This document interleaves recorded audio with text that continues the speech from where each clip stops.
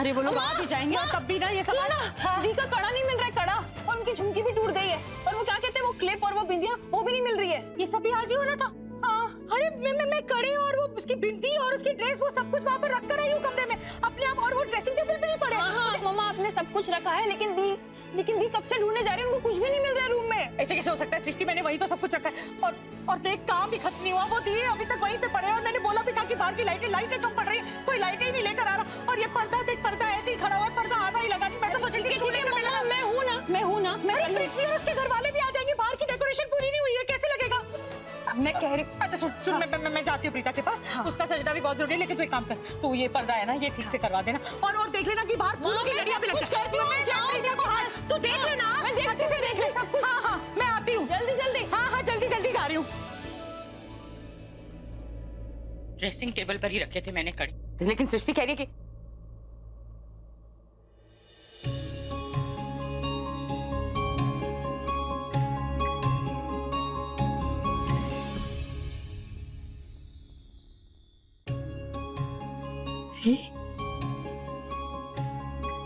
कितनी सुंदर लग रही है, ऐसा लग रहा है कि कोई परी उतर आई है। सच बहुत सुंदर लग रही है। ये तेरा इतना सुंदर मांग टीका, ये झुमके, ये प्यारी सी मुस्कान, तुझे मेरी ही नजर न लग जाए।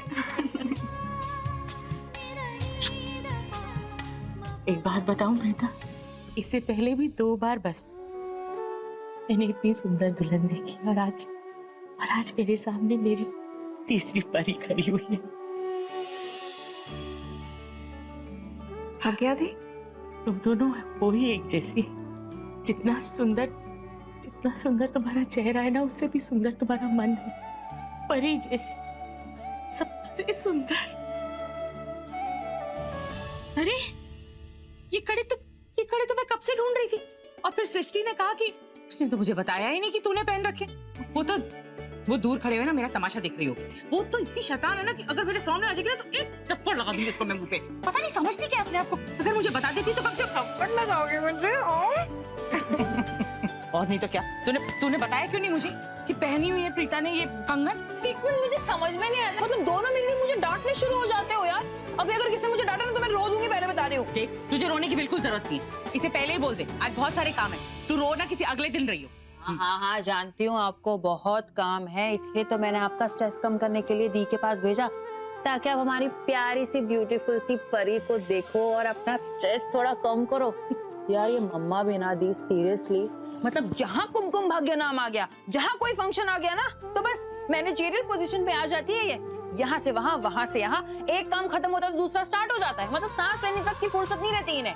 लेकिन मम्मा आज ना मैं आपको कोई काम नहीं करने दूंगी, आज आपका काम ये है कि आप अपनी ब्यूटीफुल सी लड़कियों के साथ ब्यूटीफुल सी मामा बनके सारे गेस्ट का वेलकम करें और बाकी के सारे काम इस नालायक सृष्टि पर छोड़ दें।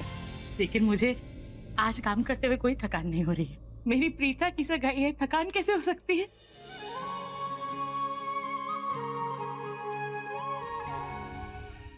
मैं तो बस हमेशा भगवान से यही प्रार्थना करती हूँ कि तेरी झोली जो है ना वो खुशियों से भर दे, तू हमेशा खुश रहे, तुझे कोई भी तकलीफ कभी छू भी ना पाए बस। और ये जो झल्ली है ना, ये है तो झल्ली, लेकिन पता नहीं क्या सोचती रहती, इसके मन में क्या है मुझे तो समझ में ही नहीं आता। हाँ तो ठीक है ना, आपने बिल्कुल सही कहा मम्मा, किसी के मन में क्या होता है कभी कभार इंसान को पता ही नहीं चलता। एक बात कहूं, बहुत गर्व है मुझे तुम दोनों पर, सच गुरूर हो तुम दोनों, मेरा अभिमान हो।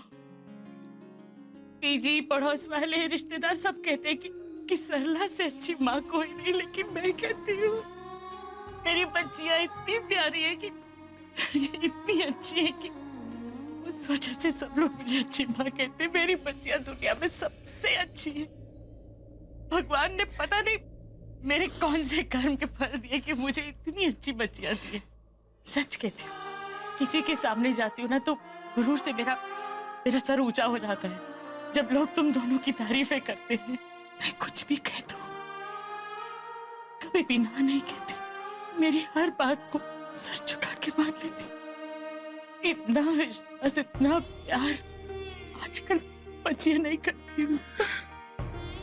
बहुत बहुत खुशनसीब हूँ। तुम जैसी बेटी मुझे मिली है। सच कहती हूँ, मुझे इतना गुरूर हो जाता है अपने आप पे कि मैं क्या कहूँ। मुझे लगता है कि तुम दोनों हमेशा मेरा सर ऐसे ही ऊंचा रखो जैसे हमेशा अब तक रखा। बेटा, जब भी कोई बेटी पैदा होती है ना तो माँ को लगता है कि बस कि एक दिन एक राजकुमार आएगा और उसकी बच्ची को लेके चला जाएगा, उसे वही प्यार देगा, वही मान देगा जो उसे मायके में मिलता। सपना सच हो रहा है प्रीता। आज सगाई है और कुछ दिन बाद शादी, लेकिन पता नहीं क्यों मन घबरा रहा है। तू अपने ससुराल चली जाएगी, हमसे दूर चली जाएगी, सोच के। माँ और बेटी का रिश्ता तो बहुत मजबूत होता है माँ। मेरे दूर चले जाने से इसमें कोई फर्क नहीं आएगा।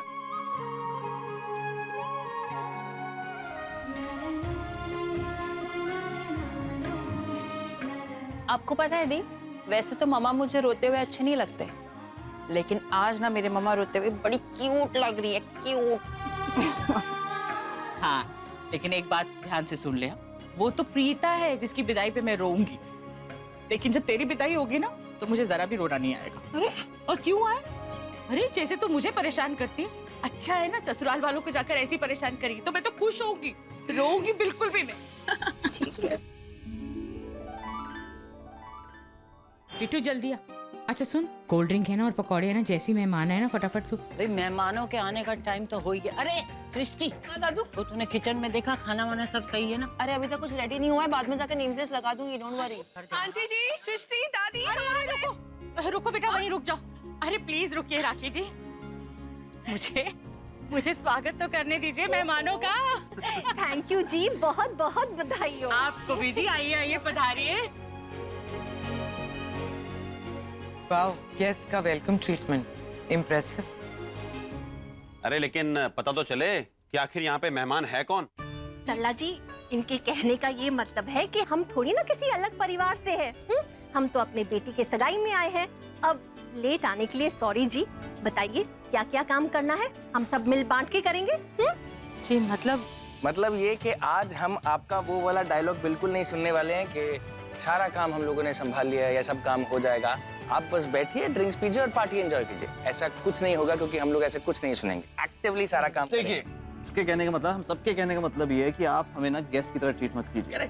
हम चाहते हैं कि हम इस पार्टी को अपनी फैमिली की पार्टी मानकर एंजॉय करें। और देखिए, अभी तो गेस्ट आना भी शुरू नहीं हुए, हम लोग पहले ही आ गए। अच्छा भाई, वैसे आंटी, जो करण भाई बहुत स्मार्ट बन रहे हैं ना, इनकी वजह से हम लोग लेट हो गए 10 मिनट। पता नहीं क्या ढूंढने में लगे हुए थे, वरना 5 मिनट जल्दी ही आ जाते। ओह नो, पेन ड्राइव तो कार में ही रख गई। चल कोई नहीं, बाद में ले लूंगा। वेल, मैं तो अपने आप को गेस्ट ही समझूंगी, बाकियों को जो समझना है समझ लें।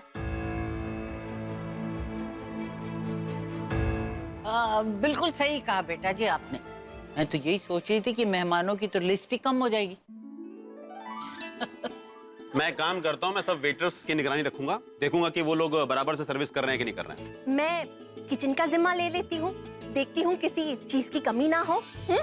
और खाना, स्टार्टर्स, सब स्नैक्स सभी गेस्ट को सही वक्त पे मिल जाए। I think perfect. जो भी गेस्ट आएंगे सबको एंटरटेन मैं करूंगा।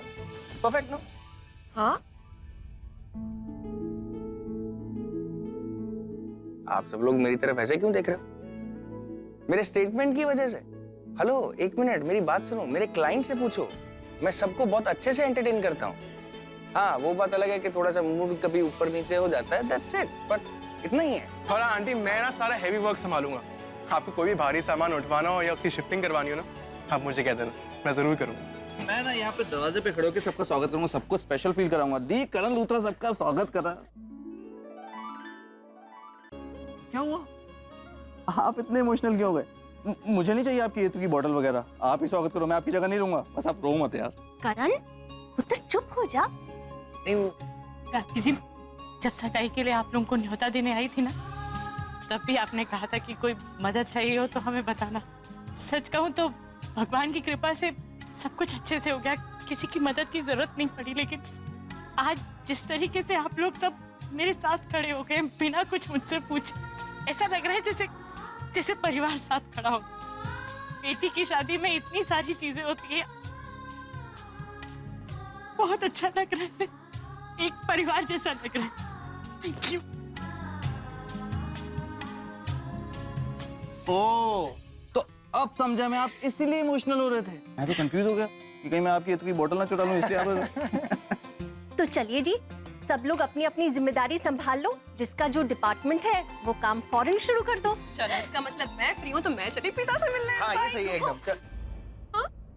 पुत्र, प्रीता के पास अभी मत जा, खामखा डिस्टर्ब हो जाएगी वो। जब वो तैयार होके नीचे आ जाएगी ना, तब मिल लेना। Okay okay. अरे भाई, सबने अपनी अपनी ड्यूटियां संभाल ली और मेरे लिए क्या काम है? मुझे भी तो कुछ करना चाहिए ना। दादी सबसे इम्पोर्टेंट काम तो आप ही का ही है।